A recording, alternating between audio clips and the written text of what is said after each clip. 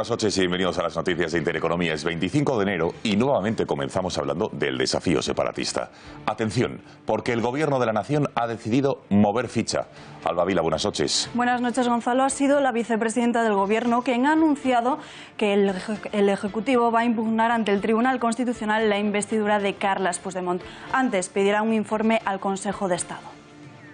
Mañana el presidente del Gobierno ha solicitado informe al Consejo de Estado a efectos de interponer ante el Tribunal Constitucional la impugnación de la resolución del presidente del Parlamento, ya que pesa sobre él una orden judicial de detención que debe hacerse efectiva tan pronto como entre en territorio español.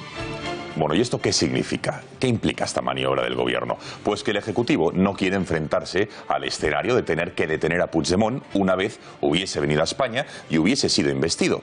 Hubiera sido una imagen letal para el Gobierno de nuestro país. Y por ello va a impugnar la resolución de convocatoria de ese acto de investidura. Las reacciones en el mundo independentista no se han hecho esperar. Califican de golpe de Estado la decisión de Mariano Rajoy y solicitan al presidente del Parlamento catalán que mantenga la investidura. Estem davant d'un nou despropòsit democràtic. Estem davant d'un nou acte de covardia perquè no accepten el resultat electoral del 21 de desembre. És, per dir-ho de manera suau, un cop d'estat. Golpe de Estado. El Ejecutivo de la Nación lo justifica, afirmando que el presidente del Parlamento no puede proponer a Puigdemont como candidato porque tiene una orden de búsqueda y captura en suelo nacional. Pero, ¿y una investidura de manera telemática? ¿O delegando el voto y el discurso? Repasamos el resto de noticias en titulares.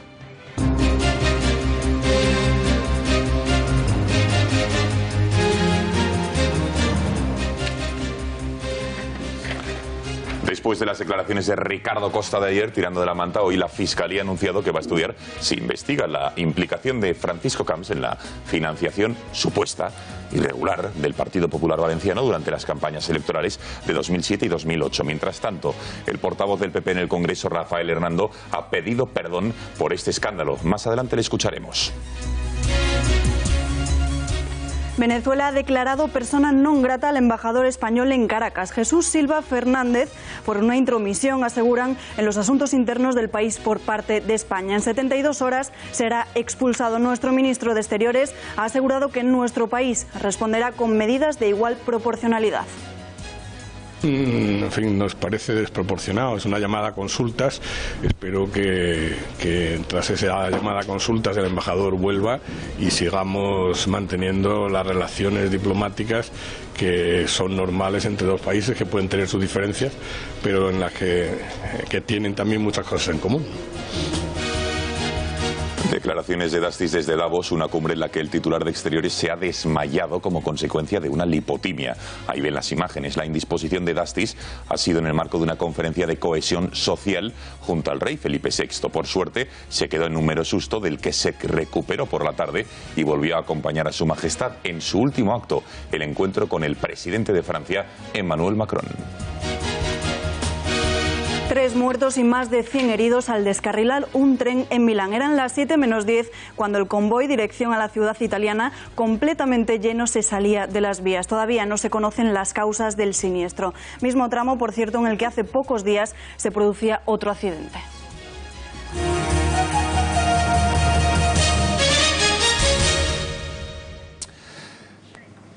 El Gobierno lleva al Tribunal Constitucional la candidatura a presidente de la Generalitat de Carles Puigdemont. Inicia los trámites después de que este mismo lunes Roger Torrent, el presidente del Parlamento Regional, propusiera al expresidente fugado como único candidato para ese puesto. Cambio de rumbo de la Moncloa que hasta el momento se mantenía firme para esperar a que la mesa del hemiciclo catalán optase por la vía de investidura telemática. El presidente del Gobierno, Mariano Rajoy, ha solicitado un informe al Consejo de Estado para poder impugnar la candidatura de Puigdemont. Un informe en el que a estas horas ya tenemos la respuesta. El Consejo de Estado acaba de publicar. Hace unos minutos ha contestado esa petición del Gobierno de Mariano Rajoy asegurando que no hay fundamentos para impugnar la candidatura de Puigdemont. Lo argumenta asegurando que es un hecho esa investidura que todavía no se ha producido, con lo cual es algo que no se puede impugnar. Ha sido la vicepresidenta del Gobierno, Soraya Sáenz de Santamaría, en una rueda de prensa en la Moncloa, quien ha dejado muy claro que el separatista tiene limitada su libertad deambulatoria y que si pone un pie en territorio español será detenido. Hemos remitido 2 peticiones de informe al Consejo de Estado. En primer lugar, un informe preceptivo para impugnar, con arreglo al título 5º de la Ley Orgánica del Tribunal Constitucional, la resolución del presidente del Parlamento de Cataluña de 22 de enero por la que propone a Carles Puigdemont como candidato a la presidencia de la Generalitat. La interposición de este recurso conllevaría la suspensión de esa decisión, por cuanto nos proponemos invocar el artículo 161.2 de la Constitución española.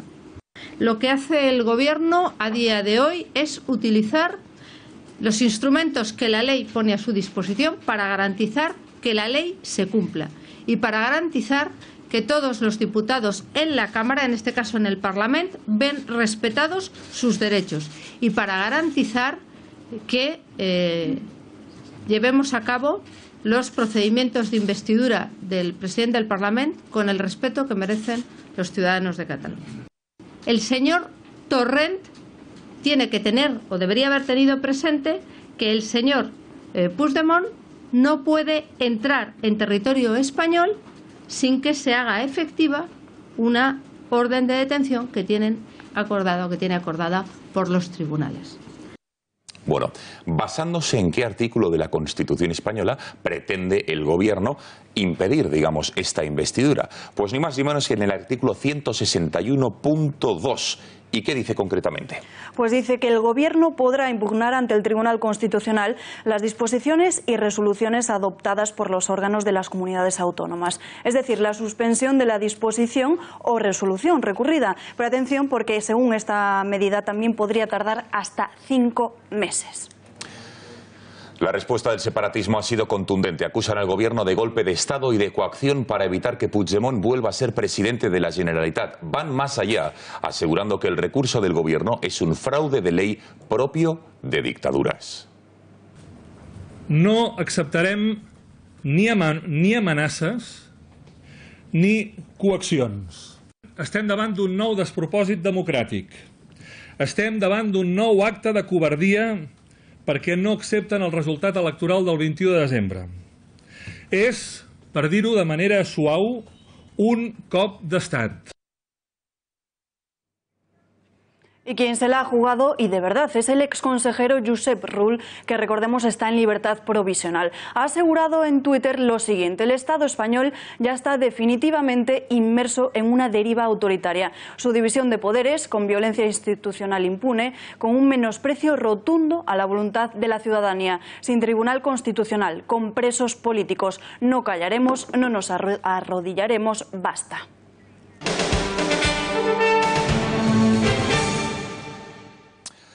Y a todas estas, ¿cuándo va a ser el pleno definitivo tan esperado de investidura de Carles Puigdemont? Ya tenemos fecha. Es el martes 30 de enero a las 3 de la tarde. Lo ha anunciado precisamente hoy mismo el presidente del Parlamento Regional, Roger Torrent. Esta mañana el mismo presidente se ha reunido con los miembros de la mesa y las formaciones para determinar el día.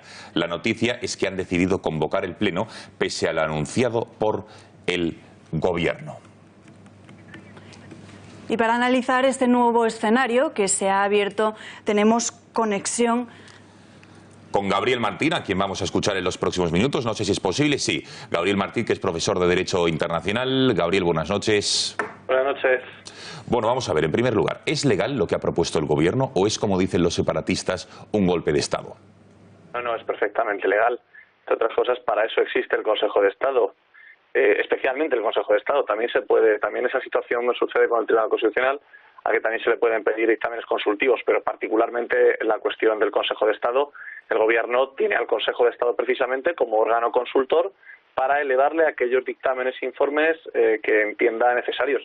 No solamente esto sucede en casos de aprobación de leyes en los cuales esos informes son preceptivos.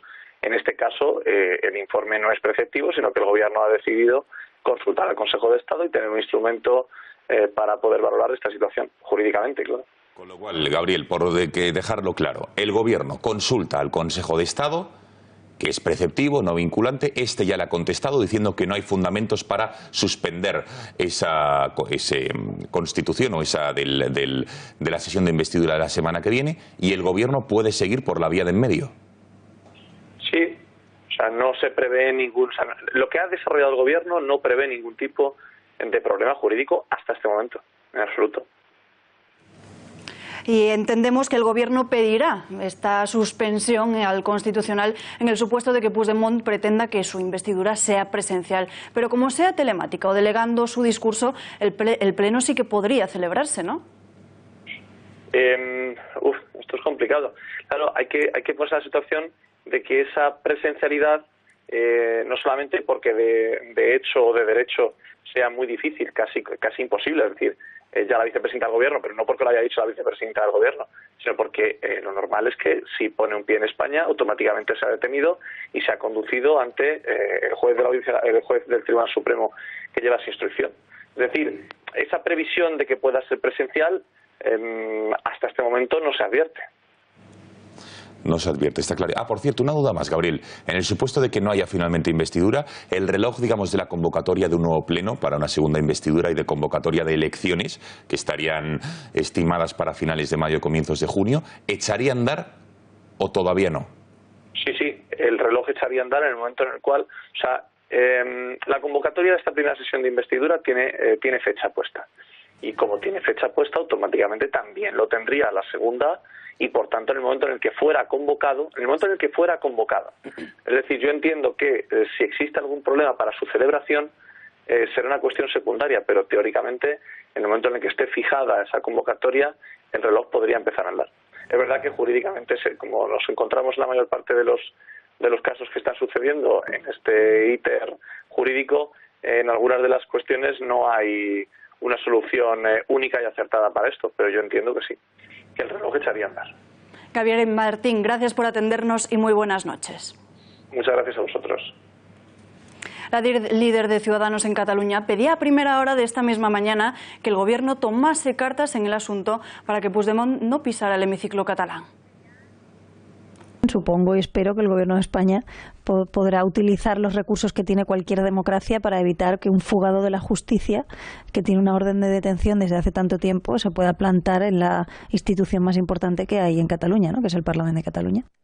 Sobre el dispositivo, importante dato que puede utilizar el Gobierno para evitar que Puigdemont llegue hasta el Parlamento, no ha querido referirse el ministro del Interior, Juan Ignacio Zoido. Ha vetado hacer cualquier mención sobre los detalles de ese dispositivo. Pero sí, digamos que espera que se cumpla la ley por parte del independentismo.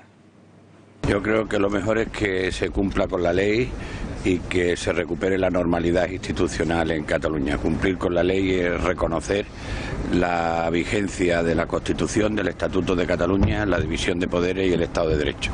Eso es lo realmente importante para Cataluña y para todos los catalanes.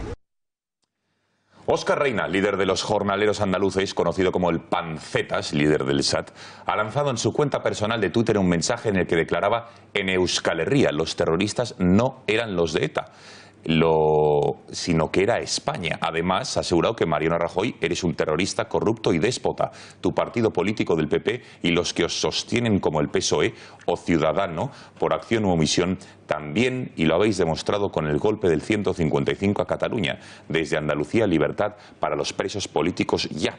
Esta declaración absolutamente inaceptable ya ha sido denunciada por una de las asociaciones de las víctimas del terrorismo, Covite, que ya ha anunciado que va a denunciar a la Guardia Civil todo lo sucedido.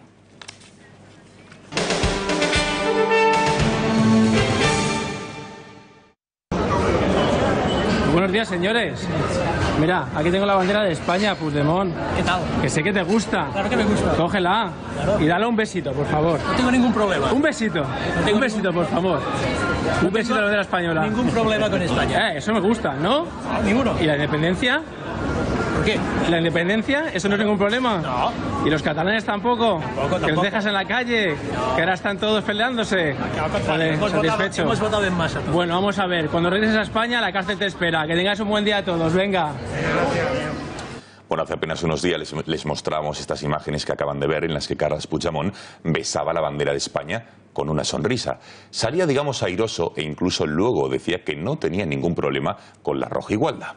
Parece que la fiebre separatista ha hecho olvidar a Carles Puigdemont su etapa como alcalde en Gerona. Se lo ha recordado Enric Millo, vicepresidente en funciones de la Generalitat, a través de Twitter. Millo le intenta refrescar la memoria al que fuera presidente, asegurando que la bandera de España desapareció del balcón del ayuntamiento y que hasta que no hubo sentencia judicial no la volvió a poner. Por lo tanto, Carles Puigdemont sí que tendría algún problema con la bandera de España. Bueno, conectamos con Concepción Veray, que es vicesecretaria general del Partido Popular Catalán y portavoz del PP en el ayuntamiento de esa localidad. Señora Veray, muy buenas noches. Hola, buenas noches. Bueno, Puigdemont parece que salió airoso del encuentro con este espontáneo. Es más, en Twitter llegó a decir que jamás ha tenido un problema con la bandera española. Pero según Millo, no es así, ¿no? Bueno, la verdad es que yo creo que Puigdemont el otro día fue muy hábil, ¿no? Y efectivamente, pues consiguió salir airoso, entre comillas, y en un vídeo que se hizo viral en las redes. La verdad es que la realidad es la que es, y en el Ayuntamiento de Girona, en octubre del 2012, desapareció la bandera española. No tan solo luego tuvo requerimientos de la subdelegación del Gobierno en Girona, sino desde el propio Grupo Popular. En los plenos, en ruegos y preguntas, le pedíamos una vez y otra, a través de los ruegos, que volviera por favor a colgar la bandera en el balcón del Ayuntamiento. Él se negó y no la volvió a poner hasta que no le quedó más remedio, que fue cuando llegó en junio o julio del 2015 una sentencia ya firme del juzgado que le obligaba a ponerla. Incluso sus declaraciones en ese momento fueron: la vuelvo a poner porque no tengo ya más capacidad de recurrir, ¿no? Y por tanto ya no puedo hacer otra cosa. Por lo tanto, efectivamente, el otro día consiguió con su habilidad característica salir del paso de la situación en que se encontró, pero la verdad y la realidad es que él, siendo alcalde, cuando en este ayuntamiento en Girona nunca habíamos tenido ni problemas ni guerras de banderas, pues él, cuando llegó a la alcaldía, una de las primeras cosas que hizo fue precisamente poner encima de la mesa esta guerra de banderas que no lleva a ningún sitio, ¿no? Y otra cosa, que algún problema tiene con España ya no es tan solo el detalle de la bandera, ¿no? Es que ha querido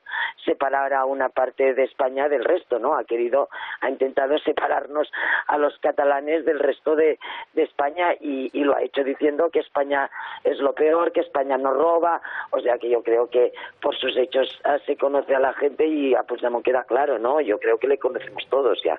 Señora Veray, muy brevemente, le tengo que preguntar por la investidura. Hoy el Gobierno ha anunciado que pretenden recurrir al Tribunal Constitucional el pleno de investidura. Pero, muy directamente, ¿cree que Carles Puigdemont volverá a ser presidente? Yo espero que no lo sé, no tengo la bola de cristal. Yo espero que no, y espero que Esquerra Republicana también se haga valer y les haga entender a Junts per Catalunya que se tiene que volver a la legalidad, a la normalidad, y que seguro que con quien no se puede volver a estos sitios es con Puigdemont a la cabeza, aunque sea intentándolo hasta último momento. Espero que pongan otro candidato encima de la mesa y que tengamos por fin un nuevo gobierno en Cataluña que respete la ley, que defienda su ideología, pero que respete la ley y gobierne para todos los catalanes. Queda clarísimo, señora Veray, portavoz del PP en el Ayuntamiento de Gerona. Gracias por haber atendido la llamada del informativo y buenas noches. Muchas gracias a vosotros. Buenas noches.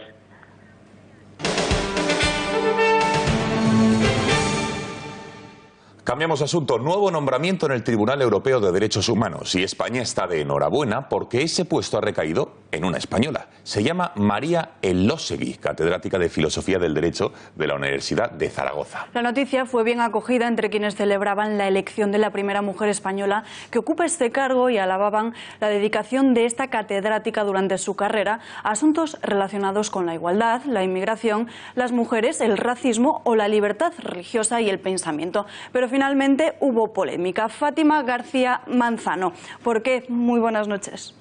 Buenas noches, Alba. Pues la elección de María Elósegui como la nueva juez de Estrasburgo ha estado llena de polémica, y no solo por las declaraciones que hizo referidas a la homosexualidad, sino también por las críticas constantes de partidos como Izquierda Unida o el PSOE. Pero eso lo veremos más adelante. Esta razón, además, ha sido por la cual los medios de comunicación han decidido obviar su perfil, así como los logros profesionales por los que Elósegui ha conseguido llegar a Estrasburgo. Así que nosotros, desde Intereconomía, vamos a ver brevemente cuáles son.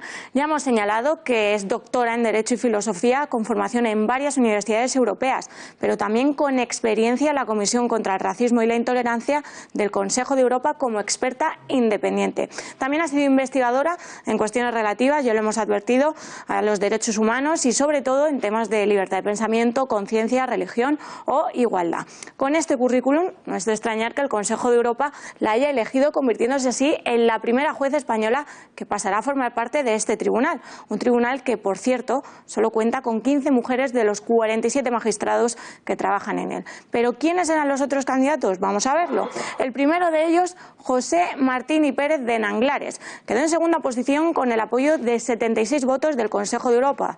Recordemos que Elósegui consiguió 114. Una absoluta sorpresa para Pérez de Nanglares, quien se había convertido en el candidato favorito para la comisión parlamentaria que analizó las tres candidaturas y a la que el Consejo de Europa suele hacer caso de cara a su elección final.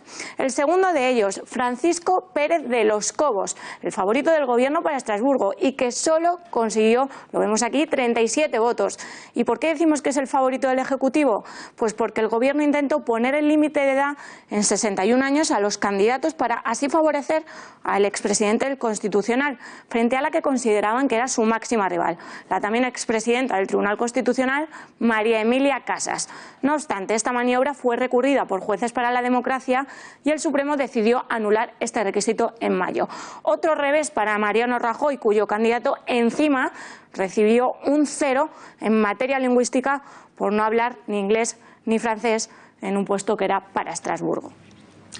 Bueno, queda clarísimo, además de que en una entrevista, y esto es interesantísimo, Elósegui aseguraba que las personas, porque ahí estaba la polémica, Fátima, homosexuales, podían desarrollar diversas patologías por ir en contra, digamos, de su biología, y se postulaba absolutamente en contra de la ideología de género, algo fundamentado que como catedrática en filosofía evidentemente lo había argumentado. Sin embargo, sus opiniones han sido utilizadas una vez más por los medios de comunicación de la izquierda y por el colectivo LGTBI, también el PSOE, quienes han insistido en que Elósegui no debería representar a España. Escuchamos a uno de estos representantes, como es como siempre el intelectual Alberto Garzón. A nosotros nos parece un hecho lamentable y bochornoso. Es decir, estamos hablando de que una persona que tiene una impresión contraria a los derechos civiles, entre ellos los derechos de la libertad sexual y entre ellos el derecho al aborto, va a representar a España.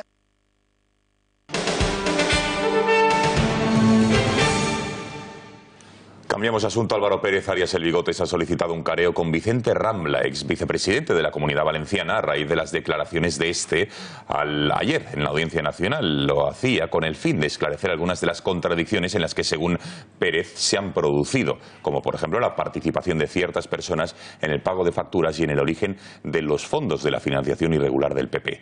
Tras valorar los argumentos, el juez de este caso ha dado a conocer su decisión a ambas partes y ha rechazado, como les decía, este careo. Y el Parlamento de Valencia ha votado por mayoría, sin los votos del Partido Popular, solicitar a Francisco Camps que abandone su puesto en el Consejo Consultivo de la Comunidad Valenciana, puesto vitalicio que asumió una vez que dimitió en 2012 como presidente valenciano.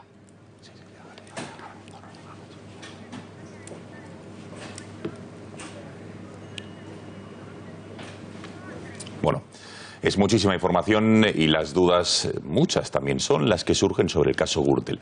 Para conocer los detalles y las claves, conectamos con Román Cendoya, experto conocedor de la política española. Román, muy buenas noches. Hola, buenas noches. Bueno, primera pregunta obligada. ¿A qué Ricardo Costa crees? ¿Al de ayer, que reconoció la financiación ilegal del PP valenciano y culpaba a Camps? ¿O al Costa de 2009 en El Gato y el de estos 4 años de instrucción del caso en el que negó la financiación ilegal y jamás citó a Camps? Vamos a ver, yo respecto a la situación de Ricardo Costa, pues no tengo ninguna referencia por qué creer al de ayer o por qué creer al anterior. Ricardo Costa es el que está en posesión de la verdad y él sabrá cuándo decía la verdad, si cuando venía aquí y estaba en la instrucción decía que no había nada de esto, o el Ricardo Costa que ayer, ante una situación nueva que se está dando en el juicio por la colaboración que están prestando algunos de los imputados con la Fiscalía, ha decidido cambiar su testimonio. Puede ser verdad lo de ayer como podía ser verdad lo anterior. Solo Ricardo Costa sabe, y con las acusaciones que ha hecho las tendrá que demostrar cuando está diciendo la verdad. Costa apuntó a Camps directamente. Anoche Camps lo negaba todo en El Gato. ¿Quién crees que era el responsable de la supuesta financiación ilegal del Partido Popular? Vamos a ver, si existía la supuesta financiación ilegal del PP, sería muy difícil entender que el presidente Camps no lo supiera, como también sería muy difícil de entender que el presidente Rajoy no lo supiera. Es decir, porque si no, menudo ejercicio de liderazgo más raro están haciendo en las organizaciones, ¿no? Lo que sí tengo claro es que no lo sabemos, porque precisamente ha pasado una instrucción, han pasado muchos años en los que se ha mantenido una tesis, la justicia precisamente lo que tiene que hacer es probarlo, y en este momento nos encontramos con un discurso contradictorio en el que no tenemos ninguno la capacidad de saber qué fue cierto, qué no fue cierto. Por lo tanto, yo creo que si hubiera financiación irregular y financiación B del Partido Popular, estoy convencido, y si no es que no me cabe en la cabeza, que el presidente Camps lo tenía que conocer. ¿Cómo? Si existe a nivel nacional, lo tenía que conocer el presidente Rajoy. Y si no, pues es que no había y entonces no tendrían por qué conocer. Pero esto, todo ello, responde a la situación procesal en la que están viviendo este momento. Bueno, por último, Román, y brevemente, ¿crees que en Génova 13, en la sede nacional del PP, tenían conocimiento de esta supuesta financiación ilegal del PP valenciano? Vamos a ver, la situación es complicada porque además dentro de las cosas que no hay quien entienda de este juicio, es que Ricardo Costa estaba pidiendo la comparecencia como testigo de Mariano Rajoy y argumentaban que su presencia era necesaria para explicar que solo había una contabilidad única en el Partido Popular.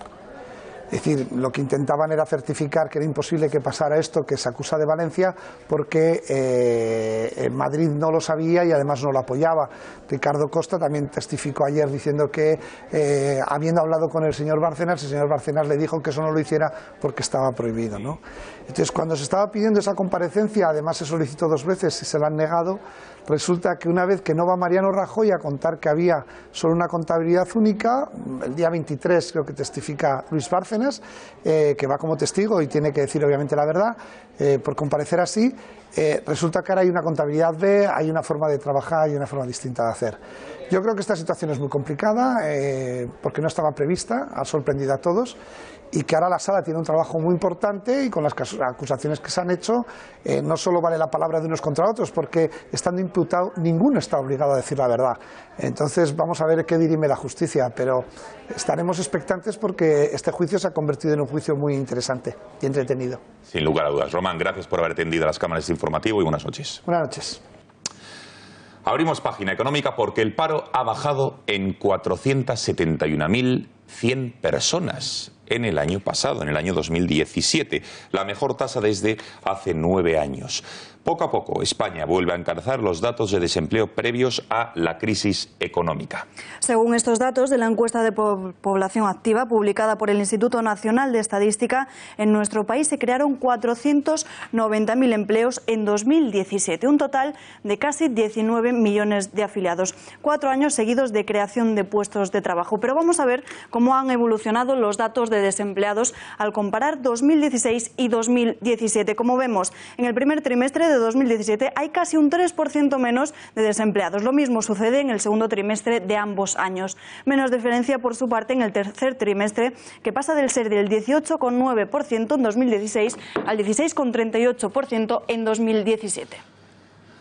Tiempo de análisis, vamos a desgranar estos datos del paro, la tendencia positiva, y para ello tenemos conexión con Carlos Martínez, presidente del IMF Business School. Señor Martínez, buenas noches. Buenas noches. Bueno, España despide el 17 con noticias positivas de empleo. 4º año consecutivo de reducción del paro y la tasa se sitúa en el 16,5. Supongo que la valoración que hace usted es francamente positiva, ¿o no? Desde luego los datos son buenos, eso es indiscutible. Hemos tenido un año que, de acuerdo con las previsiones que había a principio de año, se ha superado ampliamente. Hemos visto que un crecimiento del 2,5% previsto, hemos superado el 3% en el PIB, y eso se ha traducido en el empleo, y eso se ha traducido en esos 400.000 puestos de trabajo nuevos que se han creado, y desde luego la noticia es buena. Eso sí, si miramos con los años anteriores y comparamos con 2015 y 2016, vemos que la ralentización es una realidad, pero, insisto, los datos siguen siendo buenos. ¿Y cuáles son los motores que están haciendo que se reduzca el paro? ¿Qué sectores concretos, señor Martínez? Como es lógico, el sector servicios es el que encabeza siempre las estadísticas. Estamos viviendo un boom del turismo favorecidos por una situación geopolítica que ha hecho que este año vengan 82 millones de turistas, y eso crea empleo. Y lo sorprendente y lo que realmente ha sido la sorpresa más agradable de estos datos ha sido la industria, que ha crecido con fuerza. La industria sabemos que crea un empleo estable y a largo plazo, y al final es una noticia que hay que celebrar. Entonces, ¿qué tipo de contratos se están haciendo? Es una duda importante. ¿Estamos dejando atrás ese mantra de que en España la mayoría de contratos son precarios, o ese sigue nuestro modelo de trabajo? ¿Sigue siendo? En verdad es un mantra. No debemos olvidar que en España el 73% de los trabajadores tiene un contrato indefinido. ¿Qué pasa? Que los nuevos contratos que se están haciendo con carácter temporal. Tenemos un perfil de trabajador que no logra una estabilidad en el mercado, que va encadenando contratos temporales, y eso hace que vivamos en una situación de continua inestabilidad. Pero eso no es un fenómeno que haya sucedido con la crisis. Ese fenómeno en España, la temporalidad, no solamente es inherente al sector servicios, sino lo tenemos en salud, en educación, lo tenemos en casi todos los sectores de producción. Y eso hace que esté metido en la cultura, y que desde luego hay que luchar contra ello, hay que pelear, y que poco a poco se irá erradicando conforme vayan bajando las cifras del paro. Por último, y de cara al futuro, ¿cuál es la tendencia? ¿Cuáles son las previsiones para 2018 y 2019? Desde luego el 2018 sí que se supone que la tasa de crecimiento va a ser un poco menor, va a estar sobre el 2,5%. Tenemos la crisis de Cataluña, tenemos un petróleo, una energía mucho más cara, los tipos de interés parece que van a subir, la inflación ha subido. Es decir, que lo que antes eran vientos de cola, ahora son viento de frente. Eso hace que nos vayamos a frenar sustancialmente, pero aún así pienso que acabaremos el año con unos 350.000 puestos de trabajo y con un paro por debajo del 15%. Pues muchísimas gracias por haber conectado con nosotros, Carlos, y buenas noches.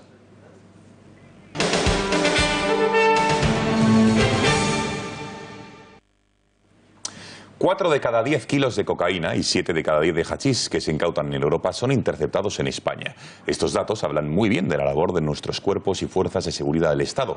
Pero este hecho tiene también un efecto peligroso, que España sea, digamos, un país de paso. ¿Cuál es el peligro, Alba? Pues el consumo de drogas en nuestros jóvenes. Por ejemplo, muchos de ellos reconocen que fumar cannabis antes de entrar a clase para poder afrontar así su vida, y por las escasas perspectivas de futuro que les brinda la sociedad.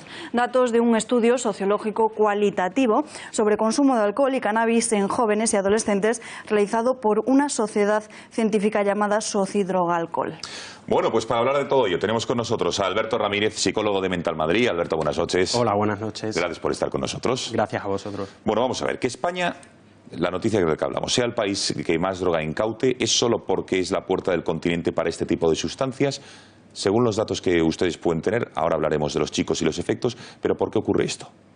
Hombre, yo creo que influye un poco todo, ¿no? O sea, el hecho de que nos encontramos también en una encrucijada, o sea, situado geográficamente en muy buen sitio, ¿no? Entonces es un paso en el que el consumo se aumenta, o sea, el tráfico, no el consumo en este caso, ¿no? Uh-huh. Jóvenes que fuman antes de entrar a clase. Es una pena, ¿no es así? Así es. Nos encontramos en un momento en la sociedad en la cual prima mucho más lo que es las gratificaciones presentes que unas gratificaciones futuras. Es cierto que con el tema de la crisis el tema del consumo se ha agravado bastante más, ya que, bueno, como bien dicen los jóvenes, es un momento en el cual ellos lo hacen para evadirse un poco de la problemática que pueda existir, ¿no? Pero eso es corazonador, ¿no? Que para evadirse, como usted dice, de los problemas, los jóvenes recurran, antes de ir a clase, a un porro. Exactamente. Es precisamente uno de los grandes problemas que nos encontramos en la actualidad, y de hecho se está convirtiendo en el principal problema de salud pública, ¿no? Parece que ya los jóvenes no saben divertirse sin tirar de alcohol o de tirar de algún tipo de sustancias estupefacientes, como puede ser el cannabis. Y hablando del cannabis, ¿a qué edad se empieza a consumir y cómo se inicia un joven en el consumo de estas drogas? El cannabis aproximadamente comienza a consumirse a partir de los 15, 16 años.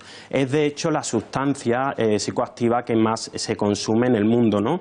Esto también viene precedido porque es muy fácil la obtención de ella, y además es una sustancia que, bueno, aunque tiene una pena el hecho de que se trafique con ella, el tenerla en casa pues es muy fácil porque cualquiera puede tener una planta de marihuana.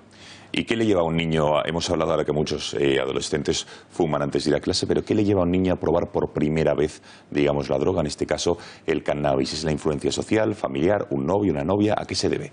Influye un poco todo. Nos encontramos en un momento en el cual el adolescente comienza un poco a madurar, comienza a construir esa personalidad. Entonces, pues también la influencia del grupo, para pertenecer a un grupo tienen que ser aceptados.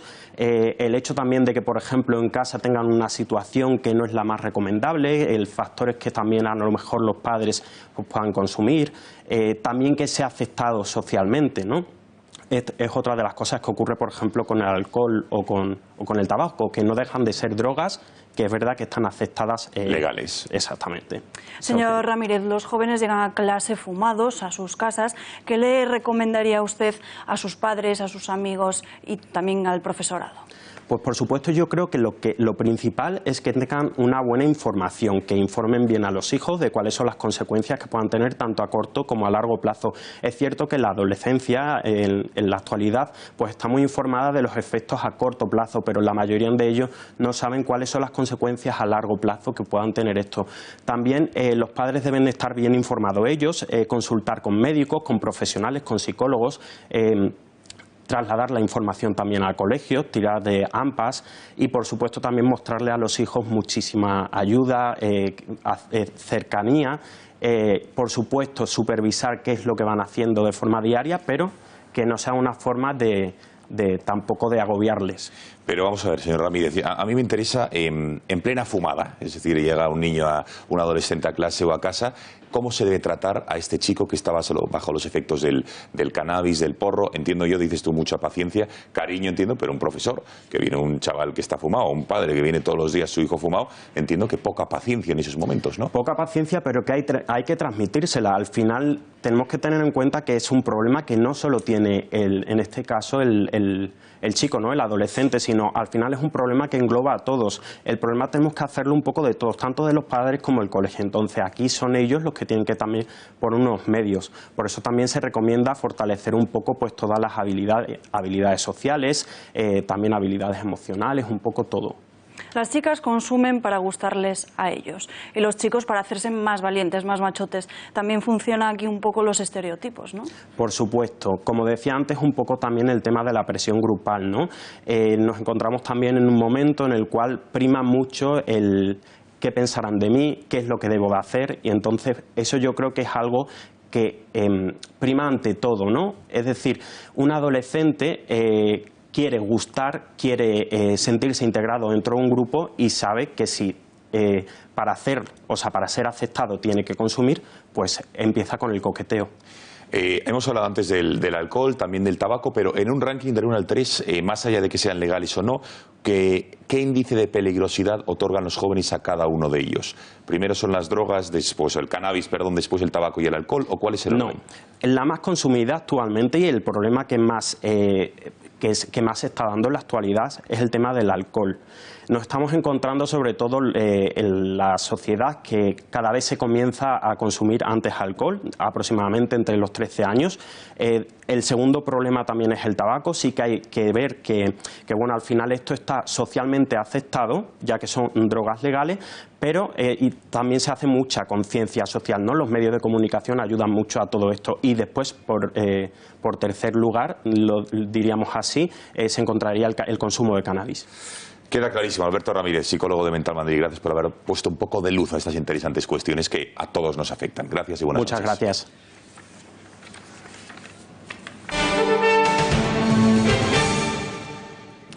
Nueva purga en Podemos. Tiemblan las filas del Partido Comunista en Navarra. La líder de esa formación en esa comunidad, Laura Pérez, ha sido suspendida por vulnerar el código ético y se le ha abierto un expediente por ello. ¿Qué es lo que va a pasar? Porque en un año va a haber elecciones. Sepamos más de este incendio, de esta que tiene Podemos en Navarra. Está con nosotros nuestra compañera Fátima García Manzano. Fátima, buenas noches. Buenas noches, Gonzalo. ¿Qué está pasando en Podemos Navarra?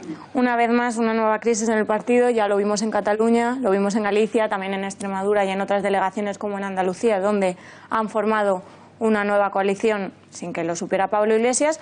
Pero bueno, en Navarra llama más la atención porque otra vez lo hacen cuando están las elecciones a la vuelta de la esquina. Solo falta un año y medio y bueno, ya ha habido las primeras reacciones, pero para explicar qué está ocurriendo vamos a ver el siguiente vídeo.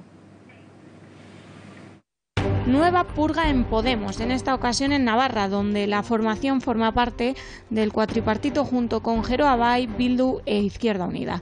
La cúpula ha decidido suspender cautelarmente de militancia a la líder, a Laura Pérez, por posibles irregularidades en el ejercicio de sus funciones. Un expediente que ha despertado la indignación de la representante, que ha denunciado a Podemos por acoso. Aunque es inevitable observar cómo el partido de Iglesias se ha convertido en la muleta del ejecutivo de Uxue Barkos, quien dijo esto cuando llegó al cargo.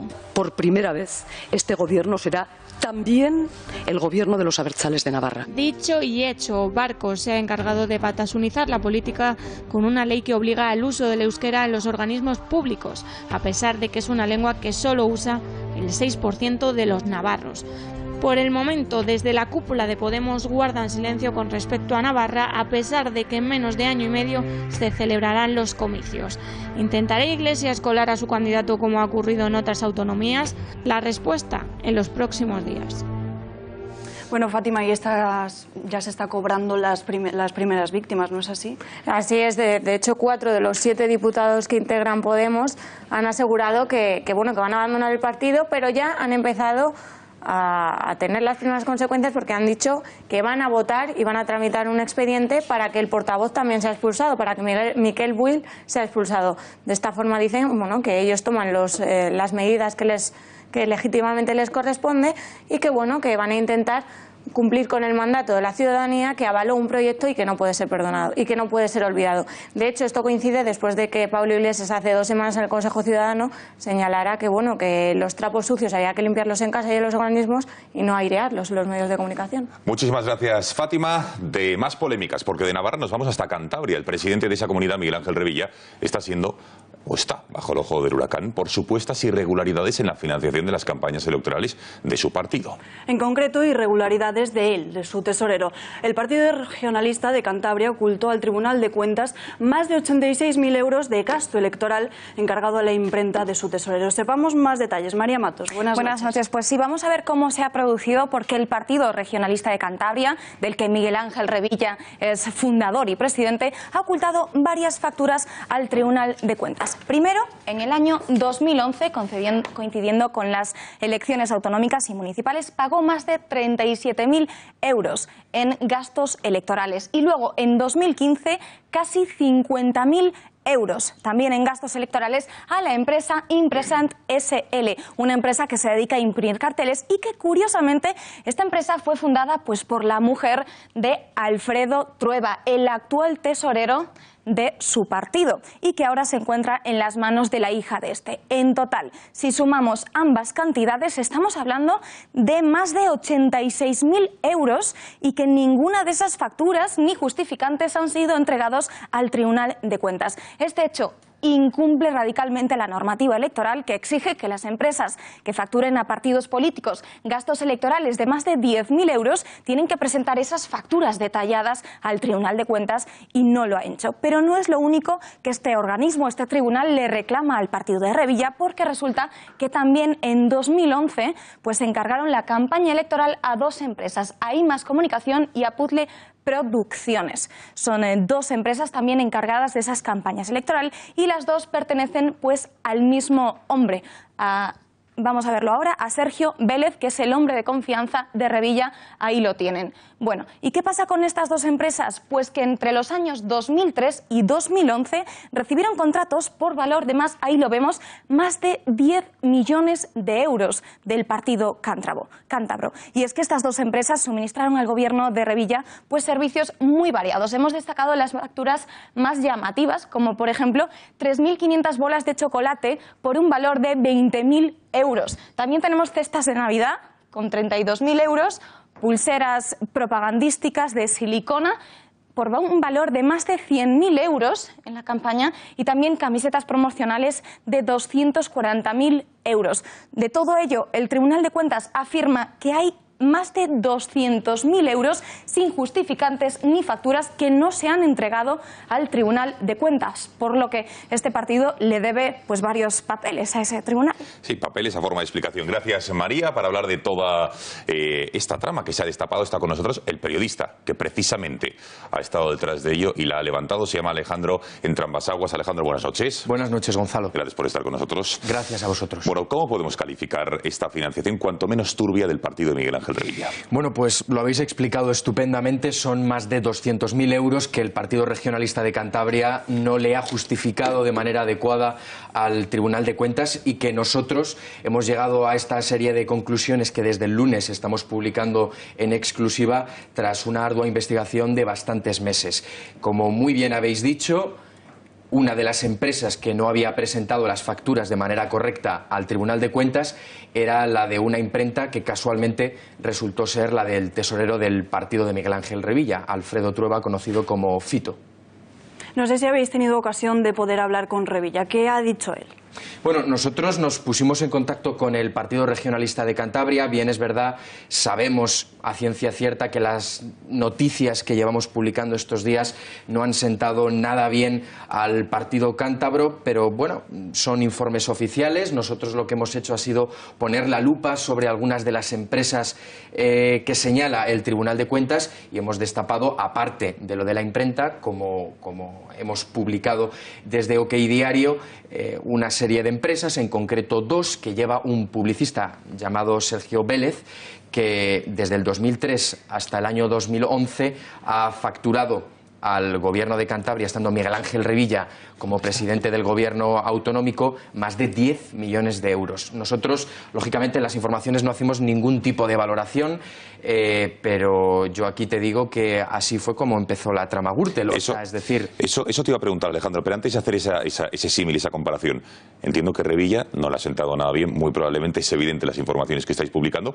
pero no ha dado ningún tipo de explicación, ya sea pública o contestando la llamada de constatación de la información. ¿No ha dado una rueda de prensa? ¿No ha justificado todas estas informaciones todavía? Él directamente no. Sí, su mano derecha, el consejero de Presidencia, Rafael de la Sierra, y un alto cargo también del Partido Regionalista de Cantabria, antes de ayer efectivamente dio una rueda de prensa y una compañera le preguntó sobre las informaciones que habíamos publicado y desde el Ejecutivo cántabro lo que dicen es que ellos tienen las cuentas muy limpias y que ellos no han cometido ninguna irregularidad, pero a la vista está que las irregularidades están ahí, las hemos publicado nosotros desde OK Diario. Bueno, vamos a hablar de esa comparación porque sí que es verdad que recuerda un tanto a cómo empezó la trama Gürtel. Una empresa recibe dinero, digamos, de contratos públicos y esa empresa hace una campaña. Sí que hay similitudes, entonces. Efectivamente, nosotros, como te he dicho antes, no entramos a hacer ese tipo de valoraciones ni de comparaciones en ningún momento en las informaciones que son puro periodismo de investigación, que es lo que realizamos en OK Diario, un trabajo arduo, pero sí que es cierto que las similitudes son claras, son evidentes, tajantes y contundentes, porque el Tribunal de Cuentas en el año 2011 apuntaba a una serie de empresas que no facturaban adecuadamente, no presentaban esos gastos justificados que habían realizado en concepto de gastos electorales al Partido Regionalista de Cantabria, a Miguel Ángel Revilla, y casualmente destapamos que una de esas empresas que aparece en los informes que fiscaliza este órgano público pues resultó ser la empresa que recibía adjudicaciones directas por parte del gobierno de Miguel Ángel Revilla por valor de más de 10 millones de euros. Facturas de lo más sorprendente, desde 20 y tantos mil euros gastados en bolas de chocolate hasta casi 40.000 en cestas de Navidad. Esto es solo la punta del iceberg, hay mucho más. Y un último asunto, Alejandro. Revilla disimulaba el dinero que le oculta el Tribunal de Cuentas. Su hijo abre la segunda sala más grande de máquinas tragaperras y casualmente Revilla modifica la normativa de juegos y apuestas en Cantabria. ¿Esto qué es exactamente? Sí, nosotros, claro, una vez que descubrimos que la empresa que no cumple con el Tribunal de Cuentas la lleva la mujer y la hija del tesorero, pusimos la lupa sobre Fito Trueba, el tesorero de Miguel Ángel Revilla, y nos dimos cuenta de que casualmente su hijo, Alfredo Trueba, se llama igual que su padre, abrió en el mes de enero una sala de juegos en Torrelavega, que es la segunda ciudad más grande de Cantabria detrás de Santander. Nos dimos cuenta de que era una sala de máquinas tragaperras y que casualmente a los pocos meses el Ejecutivo cántabro, excusándose en unas demandas que supuestamente había hecho el sector del juego, regulaba, cambiaba las normativas que regulaban este tipo de trabajos, ampliando el tipo de máquinas tragaperras. Nosotros lo que sí que hacemos en la información, aparte de decir que Cantabria es una de las comunidades autónomas que más ingresa en este tipo de negocios, en negocios de máquinas tragaperras y apuestas, no es casual que el negocio se localice en Torrelavega, por el simple hecho desde que en Santander es feudo de toda la vida del Partido Popular y allí le hubiera sido quizás un poquito más complicado, claro. Lo hace en Torrelavega, lugar de siempre del Partido Regionalista de Cantabria, y casualidad o no, el teniente alcalde de Torrelavega, del Partido Regionalista de Cantabria, es hijo de la mano derecha de Revilla. Son datos que, cosiéndolos, llegamos a estas conclusiones. Efectivamente, que cada nuestros espectadores la saquen. Alejandro, gracias por haber estado esta noche en el informativo. Gracias a vosotros, un placer. Y buenas noches.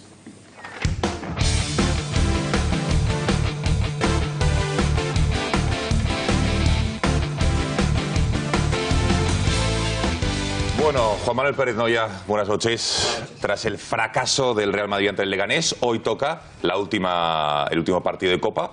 Hay esperanzas azulgranas. Sí, bueno, has enfatizado un poco la palabra fracaso, pero más allá del equipo de cada uno, es evidente que la temporada del Real Madrid está siendo nefasta, no tanto la del Leganés, que vamos a ver cómo celebró esa victoria en el Santiago Bernabéu en el vestuario visitante del Estadio Blanco. El Real Madrid ha empatado en Copa del Rey ante el Numancia, ha empatado en Copa del Rey ante el Fuenlabrada y ha perdido también en su propia casa contra el Leganés. Así que temporada nefasta. Zidane, después del partido, dijo que era el primer responsable, y es que ahora el equipo blanco depende únicamente de lo que haga el próximo 14 de febrero ante el Paris Saint-Germain. Liga perdida y Copa del Rey eliminado. Está a punto de comenzar, como decías Gonzalo, ese Barça español, pero es que hoy hay que hablar del Real Madrid. Hoy Cristiano Ronaldo ha subido un mensaje a las redes para intentar animar a todos los madridistas que seguro están bastante decepcionados. Ánimo equipo, ánimo madridistas, aún nos quedan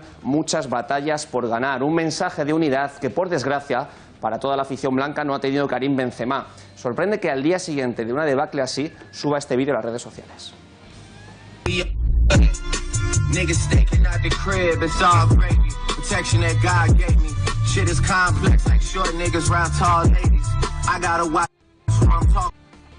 Bueno, presumiendo de reloj, presumiendo de coche y con una canción que él mismo escribía su título, que hablaba de inmunidad diplomática. Eso es lo que piensan algunos que tienen gracias a Zinedine Zidane. Bueno, Zinedine Zidane, que está en la cuerda floja. Hay uno que podría regresar al Real Madrid, pero ya sabemos que no. Mourinho no va a ser su sustituto, porque esta misma tarde, hace un par de horas, renovaba su contrato con el Manchester United. Hasta 2020 lo extendía y además hablaba de Cristiano Ronaldo. Ha dicho textualmente: es el jugador que todo equipo querría tener. Veremos si dentro de poco vemos al portugués en Old Trafford. Esto es lo que ha dicho Mourinho después de firmar su nuevo contrato. My initial contract was 3 years. We made now the decision to make it clear for everyone that it's not for 3, it's for 4 or 5, and who knows more. Bueno, Juanma, decía Cristiano lo de tiempo de ganar más cosas o de ver ganar a otros. El gran matiz que a lo mejor se ha olvidado. Pero tú sabes, Gonzalo, que el fútbol te da revanchas cada 5 minutos y los que sonríen ahora, quizá dentro de poco dejan de hacerlo. Pero bueno, dejemos que los que están sonriendo sonrían hasta final de temporada. Juan Manuel, gracias, buenas noches. A vosotros. Alba, nos vamos. Nos vamos, como siempre. Les dejamos con el tiempo, tiempos modernos, gracias por nada y a las 10 el gato al agua. Muchísimas gracias por su confianza, que pasen una buena noche, ya lo saben, la información vuelve mañana a las 8:30 de la noche. Que disfruten, adiós.